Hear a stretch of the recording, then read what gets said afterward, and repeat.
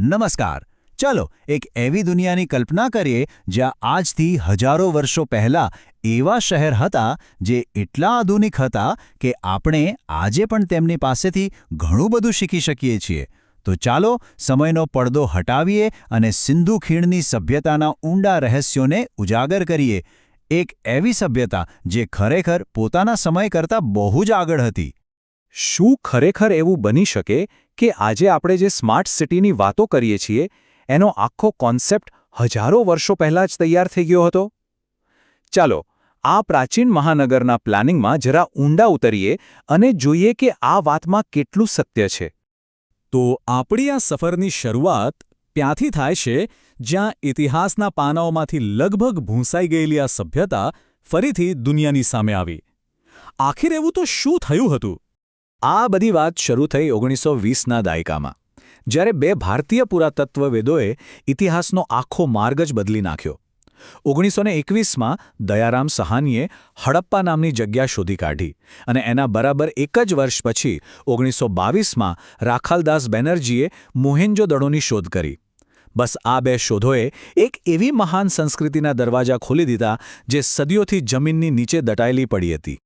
હવે આમાં એક રસપ્રદ વાત શું છે ખબર છે? મોહેન્જો-દડો, જે આ સભ્યતાનો સૌથી પ્રખ્યાત શહેર છે, એના નામનો મતલબ થાય છે મરેલાનો ટેકરો. આવું નામ કેમ પડ્યું હશે? શું ત્યાં કોઈ મોટી દુર્ઘટના થઈ હતી? આ નામ જ એની પાછળ છુપાયેલા ઊંડા રહસ્યો તરફ ઇશારો કરે છે. ચાલો હવે આ સભ્યતાની સૌથી મોટી સિદ્ધિ પર આવીએ. એમનું અદ્ભુત નગર નિયોજન એટલે કે સિટી પ્લાનિંગ, જેણે તેમને ઇતિહાસમાં ખરેખર અમર બનાવી દીધા. આ સ્લાઇડ પરનો આંકડો, બસ આ એક જ આંકડો બધું જ કહી દે છે. 90 ડિગ્રી. કલ્પના કરો, એમના મુખ્ય રસ્તાઓ એકબીજાને બિલકુલ પરફેક્ટ કાટખૂણે છેદતા હતા, જાણે કે આજના કોઈ આધુનિક શહેરનો નકશો હોય. અને ના, આ કોઈ સંયોગ નહોતો, પણ ગણિત અને ભૂમિતિ પર આધારિત એક શુદ્ધ ઇજનેરીનો કમાલ હતો. તો એમના શહેરો આટલા વ્યવસ્થિત કઈ રીતે હતા?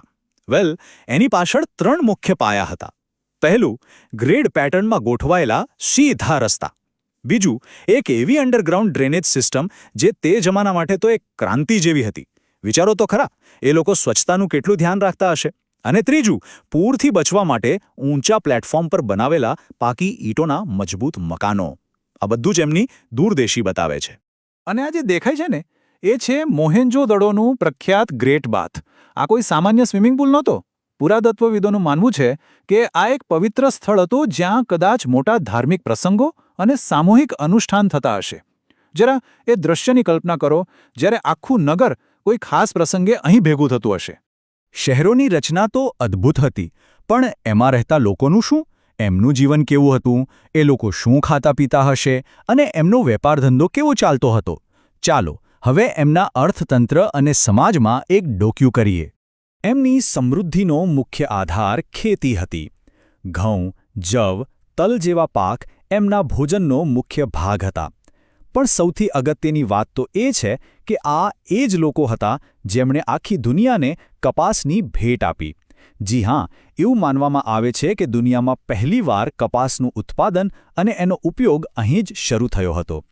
આ ઉપરાંત પશુપાલન પણ એમના જીવનનું એક અભિન્ન અંગ હતું.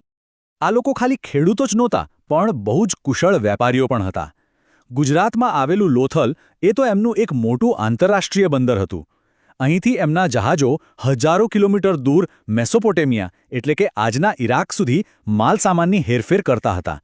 વિચારો તો ખરા એમની દરિયાઈ તાકાત વિશે.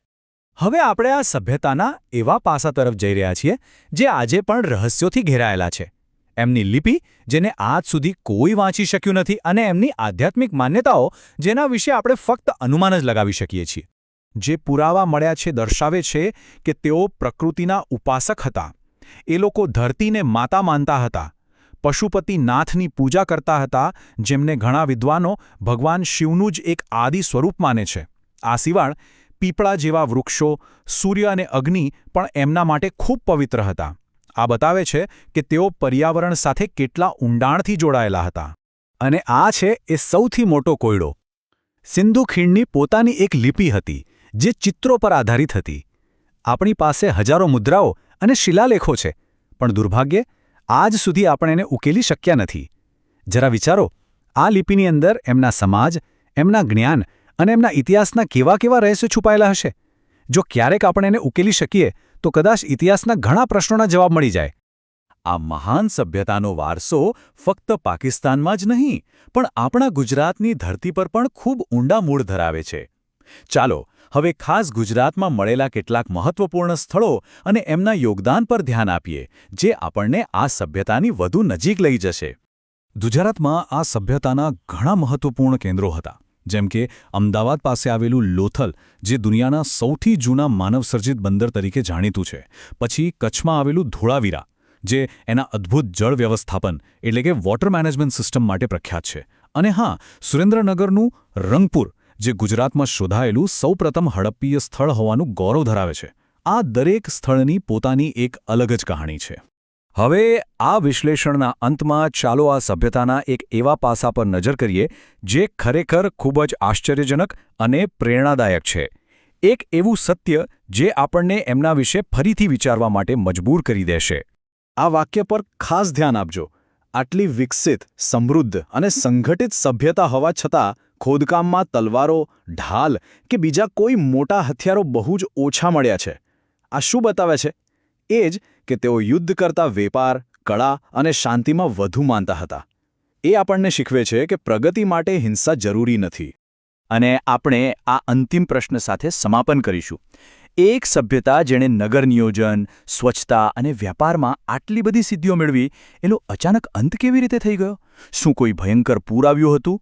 કોઈ મહામારી ફેલાઈ હતી? કે પછી કોઈ બહારથી આક્રમણ થયું હતું? કદાચ ક્લાઇમેટ ચેન્જ? આ એક એવો કોયડો છે જે ઇતિહાસકારોને આજે પણ મૂંઝવે છે અને આપણને યાદ અપાવે છે કે ગમે તેવી મહાન સંસ્કૃતિ પણ સમયના પ્રવાહમાં ક્યારેક વિલીન થઈ શકે છે.